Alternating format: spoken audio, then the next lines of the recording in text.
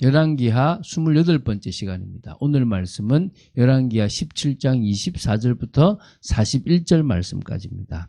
35절부터 40절 좀 길지만 길 말씀을 다 같이 합독하고 열왕기하 17장 24절부터 41절 말씀까지를 보도록 하겠습니다. 그러면 열왕기하 17장 35절부터 40절 말씀을 합독하겠습니다. 옛적에 여호와께서 야곱의 자손에게 언약을 세우시고 그들에게 명령하여 이르시되 너희는 다른 신을 경외하지 말며 그를 경배하지 말며 그를 섬기지 말며 그리고 그에게 제사하지 말고 오직 큰 능력과 편팔로 너희를 애굽에서 인도해 내신 여호와만 경외하여 그를 예배하며 그에게 제사를 드릴 것이며 또 여호와가 너희를 위하여 기록한 율례와 법도와 율법과 계명을 지켜 영원히 행하고 다른 신들을 경외하지 말며 또 내가 너희와 세운 언약을 잊지 말며 다른 신들을 경외하지 말며 오직 너희 하나님 여호와만 경외하라. 그가 너희를 모든 원수의 손에서 건져내리라 하셨으나 그러나 그들이 듣지 아니하고 오히려 이전 풍습대로 행하였니라. 자, 어제에 이어서 오늘까지 지금 열왕기하 17장을 보고 있습니다. 오늘 보게 될 열왕기하 17장 24절부터 41절 말씀은요, 아수르 제국이 북이스라엘에 실시한 민족적 또 종교적 혼합 정책에 대한 그런 내용입니다. 사실 이것 때문에 북이스라엘은 사마리아 사람이라고 불리게 될 정도로 이렇게 비참하게 무너져 버렸습니다. 좀 구체적으로 보면서 이 시대에 우리에게 주시는 하나님의 메시지를 좀 사실적으로 받는 시간 되었으면 좋겠습니다. 24절을 먼저 보면요. 아수르 왕이 북이스라엘 백성들을 아수르로 강제 이주시키고 난 후에요. 대신 이방 족속을 사마리아로 이주시키는 그런 내용입니다. 그 이방 족속으로는 바벨론과 구다 또 아와와 또 하맛과 스발와임에서 이렇게 온 사람들이었습니다. 이들을 옮겨다가 이스라엘 자손을 대신하여 사마리아 여러 성읍에 이렇게 두었어요. 그래서 이제 그들이 사마리아를 차지하고 그 여러 성읍에 거주하게 되어버린 거예요. 이게 이제 아수르가 행했던 민족 혼합 정책입니다. 아수르 왕이 이런 정책을 취하는 것은 피정복민들로 하여금 자신들의 민족적 정체성을 상실하게 하고요. 피정복지를 쉽게 다스리기 위해서 이런 정책을 폈습니다. 그래서 이걸 위해서요. 이 피정복민 이주 정책을 실시합니다. 그래서 피정복민들을요. 서로 다른 피정복지로 이주시키고요. 또 다른 데로 이주시키고 똑같이 북이스라엘에도 그렇게 해서 이제 예외 없이 그렇게 해버린 겁니다. 이 결과 이제 아까 말씀드렸지만 훗날 사마리아로 불리는 그래서 북이스라엘 지역에서는 민족 혼합은 물론 종교적 혼합까지 이루어져서요. 유대인들에 의해서 좀 멀리하고 꺼리게 되는 같은 민족인가 같은데 그러지 않는 그런 민족이 되어져 버린 겁니다. 그래서 25절부터 28절을 보면요. 여호와께서 동물인 이 사자들을 보내어서 역사하신 그런 부분도 나와요. 그런데 그래도요. 이게 무슨 말이냐면 이방 족속들이 처음으로 거기 거주할 때에요. 여호와를 경외하지 않고요. 이게 너무 자기가 원하는 신을 섬기니까 여호와께서 사자들을 그 가운데 보내가지고 몇 사람을 죽이셔버린 거예요. 그러니까 이제 그 사람들이 이제 아수르 왕에게 이제 말한 겁니다. 왕께서 사마리아 여러 성읍에 옮겨 거주하게 하신 민족들이 그 땅 신의 법을 알지 못하므로 그들의 신이 사자들을 그들 가운데 보내어 그들을 죽였사오니 그들이 그 땅 신의 법을 알지 못함이니이다라고 보고를 한 겁니다. 그래? 그 땅의 신이 그렇게 세? 그러면 야 여기에 사로잡아 온 제사장 한 사람을 보내가지고 그곳에서 거주하게 하면서 그 땅 신의 법을 우리에게 가르치게 하라. 그러니까 하나님이 이방인들이 왔는데도 함부로 그 이방 종교만 뿌리내지 못하고 하나님을 섬기지 않으면 어떻게 되는지를 보여준 거예요.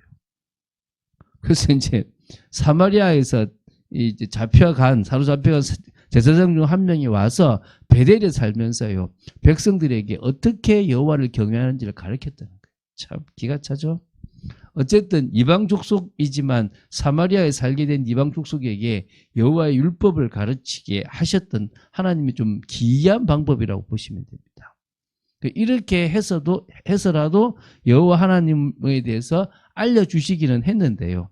결국 이들이 잘 믿었겠습니까? 안 됐다는 증거가 다음 절에 나와요. 이 29절부터 34절인데요. 사마리아에 거주한 이방 족속들이요, 자기들의 신도 섬기고 여호와를 위한 제사도 드리는 그런 진짜 말 그대로 종교 혼합주의, 지금은 다원주의가 막 팽배해져 버렸다는 겁니다. 각 민족이 각기 자기의 신상들을 만들어 가지고요, 사마리아 사람이 지은 여러 산당들에 두는데요, 각 민족이 자기들이 거주한 성읍에서 다 그렇게 자기들의 신도 섬기고 여호와도 섬겼다는 거예요.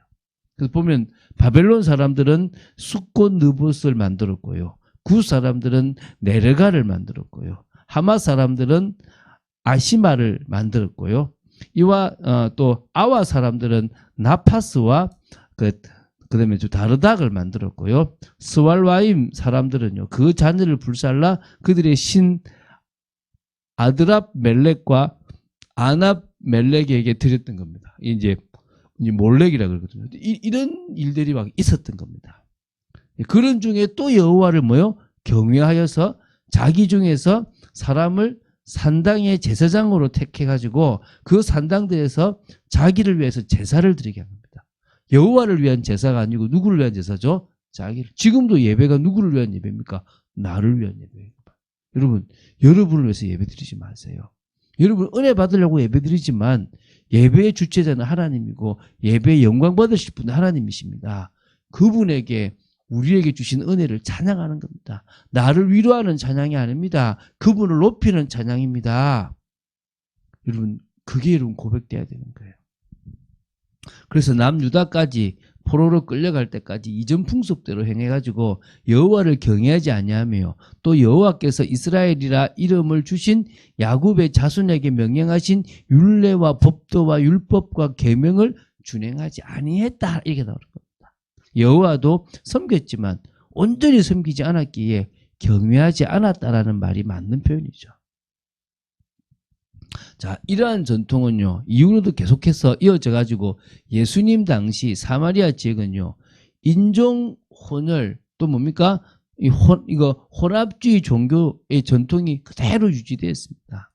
그래서 이 잘못된 신앙은 한두 세대만 이렇게 형성된 것이 아니고 계속적으로 이 영향을 미치는, 그래서 우리가 올바른 신앙을 심지 않으면 안 된다는 말이 이런 겁니다. 자, 이제 35절부터 40절의 말씀을 보겠는데요. 여호와께서 야곱의 자손 곧 이스라엘 백성들과 세우신 본래의 순수한 언약 또 명령 또 이 종교 혼합주의에 찌든 이 사마리아의 현실을 좀 대조함으로써요 사마리아가 하나님의 언약과 율법과는 전혀 다른 길을 걸었다는 것을 전가하고 있습니다. 자, 그래서 모세를 통해서 이렇게 말씀하셨어요. 옛적에 여호와께서 야곱의 자손에게 언약을 세우시고, 그렇죠? 너는 내 백성이고 나는 너희의 하나님이다. 나를 경외하라. 나를 사랑해라. 내가 너에게 복을 주겠다. 이렇게 약속하셨어요.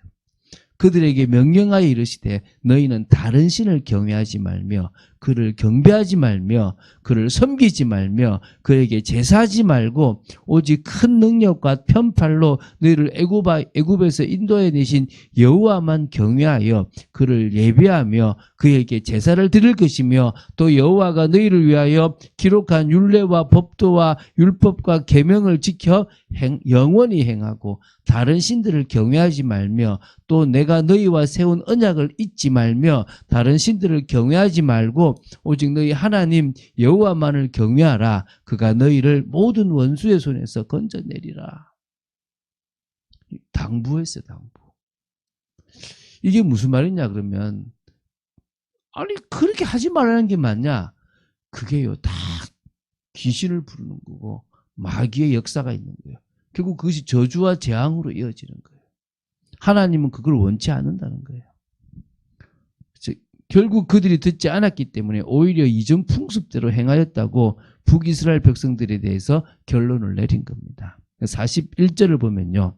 사마리아 혼합, 이게 종교 혼합주의 신앙의 형성 전례에 된 과정으로서 아수르 왕의 이 피정복민 이주 정책에 따라서 사마리아에 이주한 이 이방 족속이 여호와를 섬기면서도 동시에 자기들이 우상도 섬긴 사실을 다시 한번 거듭 강조하고 있다는 거예요. 이스라엘의 12지파 중에서요. 10지파가 북이스라엘을 형성했잖아요. 그들이 지금 정통성을 잃어버렸어요. 그 엄청난 비극을 일으켜버린 겁니다. 예수님께서도요. 사마리아의 이 수가성에 가셨지 않습니까? 그래도 그곳에 여호와에 대한 신앙을 지키려고 했던 사람들이 있기 때문에 가셨다는 것입니다. 그러나 결론적으로 하나님께서 싫어하는 혼합주의 신앙을 가지고 살게 된 것은 너무나 비참한 결과인 거예요. 여러분 지금도 마찬가지예요. 다원론, 다신론, 여러 신 중에서 내가 믿는 하나님이 낫겠지 않습니다. 다른 신은 헛것입니다. 여호와 하나님만 참신입니다. 다른 종교를 인정할 수가 없어요. 그 종교가 윤리적으로는 모르겠지만 신적으로 봤을 때는 틀렸다는 겁니다. 오직 예수 그리스도에 대한 올바른 믿음, 오직 하나님에 대한 올바른 믿음만을 우리가 가져야 되는 거예요. 그래서 우리가 복음을 안다는 것은 뭐냐면 우리가 해결할 수 없는 것을 해결하셨고 우리가 제대로 믿음을 가질 수 없는 것을 주님께서 성령을 주셔서 믿게 하셨다는 거예요. 그래서 우리는 구원받은 사람으로서 이 인생을요 살아내야 가는 거예요. 인생 잘 살아봐야 되겠다 아니라 결국 마귀가 방해하고 속을 수밖에 없는 이 세상 속에서요 믿음으로 살아내고 사명 감당하고 영원한 천국을 바라보는 겁니다. 그 삶 속에서 우리는 성도다운 복음적인 삶을 살아가는 거고요. 그래서 거룩한 산제물을 우리를 드리는 거죠. 하나님의 의를 실천하는 그런 성도로 살아가는 거예요. 그리고 뭡니까? 사람을 살리고 사람을 회복하고 교회를 회복하는 성숙한 제자로 서는 거예요. 근데 그게요. 하면 할수록 제가 기쁜 거예요. 주님께 드린다고 생각하는데요. 우리를 기쁘게 하는 삶인 겁니다. 오늘도 그 삶을 살아갑니다. 여러분 가장 정상적인 사람은요. 매일 밥 먹고 운동하고 자기 관리하는 사람이 정상적이에요. 병이 들지 않습니다. 우리가 영적으로 깨어있다면요. 불신앙에 들지 않을 거라 믿습니다. 그런 축복을 오늘도 사실적으로 누린 여러분 되시기를 주 예수 그리스도 이름으로 축원드립니다. 주는 그리스도이시여 살아계신 하나님의 아들이심을 고백합니다. 오늘도 북이스라엘에 대한 부분을 정리했습니다. 북이스라엘이 멸망할 수밖에 없었던 이유를 보고 또 멸망 이후에 결국은 10지파가 무너질 수밖에 없는 모습들도 봤습니다. 아버지 하나님의 은혜와 사랑이 아니면 또 복음의 능력이 아니면 아무리 하나님께서 구별한 백성이라도 망할 수밖에 없음을 고백합니다. 결국 남유다도 망하지 않습니까? 아버지 하나님 은혜 속에 있기를 원합니다. 능력 속에 있기를 원합니다. 저희들을 붙들어 주시옵소서.